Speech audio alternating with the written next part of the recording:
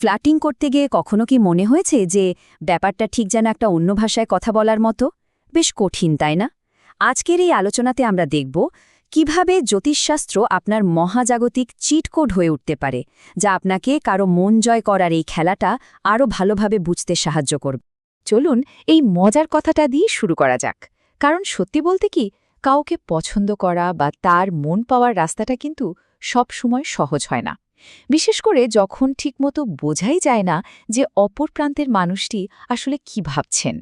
এখানেই জ্যোতিষশাস্ত্র একটা দারুণ গাইডের কাজ করতে পারে। সমস্যাটা তো ঠিক এখানেই, যখন সঠিক অ্যাপ্রোচটা জানা থাকে না, তখন ফ্লার্টিং করাটা আসলেই একটা ভোঁতা ক্রেয়ন দিয়ে দারুণ একটা ছবি আঁকার চেষ্টার মতো হতাশাজনক মনে হতে পারে। মনে হয় নিজের সেরা চেষ্টাটাও যেন যথেষ্ট হচ্ছে না। আর এখানেই জ্যোতিষশাস্ত্রের মজাটা। এটা কিন্তু কোনো কঠিন নিয়মকানুনের বই নয়, বরং একটা ক্রিয়েটিভ টুল, যা আমাদের আকর্ষণের বিভিন্ন ধরন বুঝতে সাহায্য করে। চলুন দেখে নেওয়া যাক এই মহাজাগতিক চিট কোডটা ঠিক কিভাবে কাজ করে। তো চলুন আমাদের প্রথম কৌশলটা দেখি, অগ্নি রাশিদের জন্য, যারা বরাবরই সাহসী আর সরাসরি। মেষ, সিংহ এবং ধনু রাশির নারীরা নিজেদের আবেগ প্রকাশ করতে একদমই দ্বিধা করেন না, আর তাদের অ্যাপ্রোচও হয় আগুনের মতোই উষ্ণ আর তীব্র।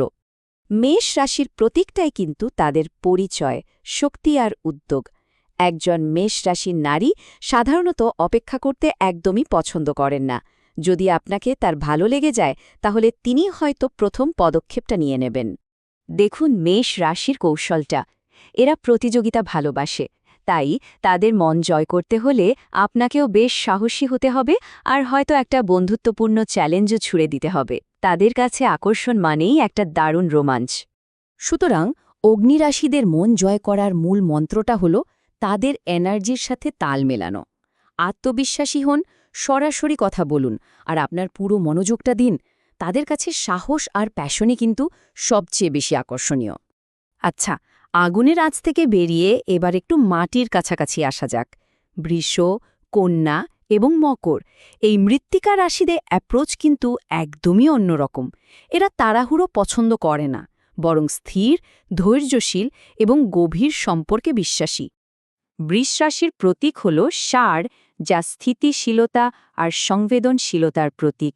তারা আরাম, বিলাসিতা আর এমন একটা সম্পর্ক খোঁজেন যা তাদের নিরাপদ আর সুরক্ষিত বোধ করায়। এখানে একটা মজার ব্যাপার আছে, বিজ্ঞানের ভাষাতেও এর একটা ব্যাখ্যা পাওয়া যায়। বৃষ রাশির জাতিকাদের মস্তিষ্ক স্বাভাবিকভাবেই স্থিতিশীলতা আর আরামদায়ক অনুভূতিতে বেশি সাড়া দেয়।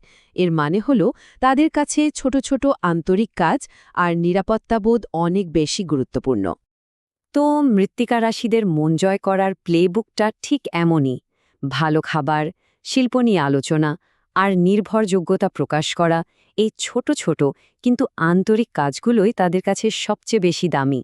এরপর আসছে বায়ু রাশিরা, মিথুন, তুলা আর কুম্ভ। এদের জন্য আকর্ষণ মানেই হল বুদ্ধির খেলা। তাদের মন জয় করতে হলে আপনার সবচেয়ে বড় অস্ত্র হবে আপনার কথা বলার ধরন আর জ্ঞান। একজন মিথুন রাশির জাতিকার সাথে কানেক্ট করতে চান? তাহলে আপনার কথোপকথন হতে হবে বেশ মজাদার আর বুদ্ধিদীপ্ত। একঘেয়ে আলোচনা তাদের একদমই ভালো লাগে না, তাই কথা বলার সময় নতুন নতুন বিষয় নিয়ে আসুন। আর তুলার রাশির জাতিকারা হলেন সৌন্দর্য আর ভারসাম্যের পূজারী। তাদের মন জয় করার জন্য আপনার সবচেয়ে শক্তিশালী অস্ত্র হল আন্তরিক প্রশংসা আর মার্জিত আচরণ। এখানকার মূল কথাটাই হল, বায়ু রাশিদের জন্য সবচেয়ে শক্তিশালী সংযোগ শুরু হয় একটা মানসিক স্ফুলিঙ্গ থেকে। তাদের মন জয় করতে পারলে বাকিটা কিন্তু অনেক সহজ হয়ে যায়। সব শেষে চলুন জলরাশিদের গভীর জগতে ডুব দেওয়া যাক।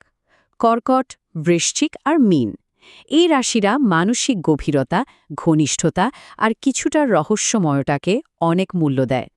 এই যে কাকড়া বিছে, এটাই এই রাশির শক্তিশালী, আকর্ষণীয় আর গভীরভাবে ব্যক্তিগত স্বভাবের পরিচয় দেয়। তাদের জগতে প্রবেশ করাটা কিন্তু খুব একটা সহজ নয়। এই কথাটা বৃশ্চিক রাশির নারীর প্রকৃতিকে একদম নিখুঁতভাবে তুলে ধরে। তাদের কাছে সততা আর তীব্রতায় সবকিছু, তাই তাদের সাথে ফ্লর্ট করতে হলে কোনো রকম ছলছাতুরির জায়গা নেই। এই কোডটা বোঝা কিন্তু খুবই জরুরি, বৃশ্চিক রাশির জাতিকারা একটা শক্তিশালী হয় সব নয়তো কিছুই না ধরনের কানেকশন খোঁজেন। তাদের কাছে সম্পর্কের মানে হল ১০০% সততা। জলরাশিদের সাথে ফ্লার্টিং মানেই হল বিশ্বাস তৈরি করা এবং এটা দেখানো যে আপনি তাদের মানসিক গভীরতাটা অন্বেষণ করতে প্রস্তুত। তাদের সাথে ধৈর্য ধরে এগোতে হয়। শেষ পর্যন্ত মূল লক্ষ্যটা কিন্তু নিজেকে পুরোপুরি বদলে ফেলা নয়, বরং আকর্ষণের এই বিভিন্ন ভাষাগুলো শিখে নিজের যোগাযোগের টুলকিটটাকে আরও একটু সমৃদ্ধ করা। এটাই তো মূল কথা। সেরা ফ্লার্টিং তখনই হয় যখন অন্য মানুষটা অনুভব করে যে তাকে সত্যি সত্যি গুরুত্ব দেওয়া হচ্ছে, তার প্রশংসা করা হচ্ছে। এই অনুভূতিটাই কিন্তু আসল আকর্ষণের জন্ম দেয়।